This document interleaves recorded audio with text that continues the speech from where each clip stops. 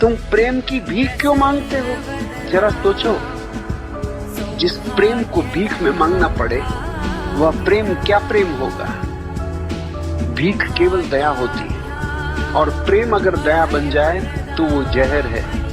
सच्चा प्रेम कभी मांगा नहीं जाता, वो तो भीतर से फूटता है, जैसे झरना पर्वत की गहराई से बह निकलता है। तुम झरने के सामने कटोरा लेकर नहीं खड़े होते, झरना स्वयं बहता है, सबको भिगो देता है। लेकिन इंसान ने प्रेम को भी बाजार बना दिया है। तुम कहते हो अगर तुम मुझे प्रेम दोगे तो मैं तुम्हें प्रेम दूंगा। ये सौदा है, ये लेन देन है, ये प्रेम नहीं, ये गुलामी का खेल है। प्रेम तो तब है जब कुछ पाने की चाह ही न हो। ध्यान से सुनो, जो प्रेम की भीख मांगता है वह गुलाम बन जाता है, और जो प्रेम देता है वो मालिक बन जाता है। और मालिक और गुलाम के बीच प्रेम नहीं होता।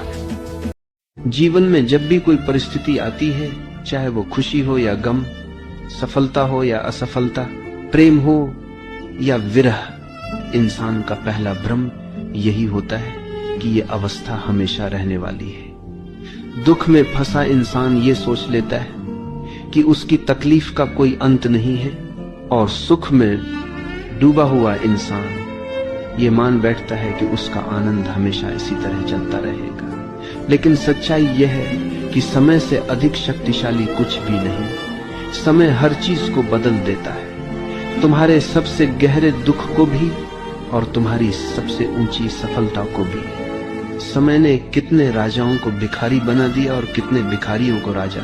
समय ने सबसे बड़े प्रेम को स्मृति बना दिया और सबसे बड़े युद्ध को केवल इतिहास की किताबों में दर्ज कर दिया। यही जीवन का अनिवार्य नियम है कि कुछ भी स्थायी नहीं है। तुमने कभी गौर किया, जब तुम किसी काम को करने के लिए राजी नहीं होते तब तुम कहते हो कि तुम आलसी हो, लेकिन जब तुम्हें अपनी प्रेमिका से मिलना हो तब तुम्हारा आलस्य कहां चला जाता है? तब तो तुम मीलों पैदल चल सकते हो।